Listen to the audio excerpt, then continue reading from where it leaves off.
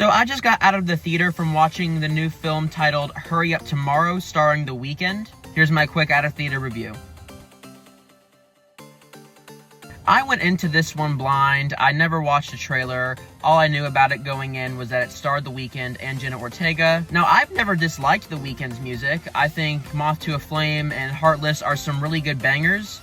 But I think the reason I wasn't super hyped for this was because it was directed by the same guy that directed It Comes at Night, which I was not a fan of at all, so that kind of brought any hype I had for this down substantially.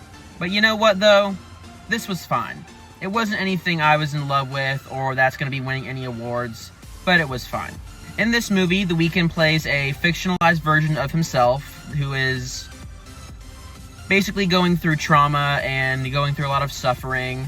I didn't mind his performance, but it wasn't anything I was super into. Jenna Ortega, though, she was fantastic.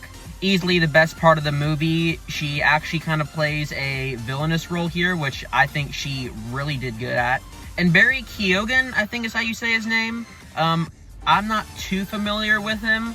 I only really know him from Eternals and Dunkirk, but I thought he had a really fun portrayal as Abel's manager.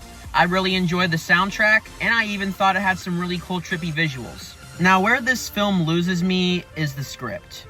This was such a convoluted and confusing story that just went all over the place. You start off with Abel going through a breakup, partying with his manager, you know, the normal rock star stuff.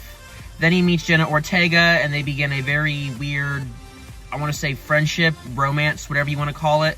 And then all of a sudden, Jenna Ortega has The Weeknd tied to a bed and is torturing him with his own music by deciphering the meaning of his lyrics.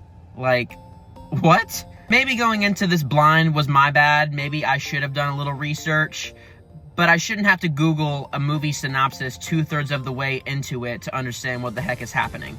Although I believe this movie was mostly made to just help increase the Hurry Up Tomorrow album sales, I think it's enjoyable enough for what it is, and if you are a fan of The Weeknd and Jenna Ortega, I think you will find some enjoyment from this, but it's something you need to rush out to the theaters to go see.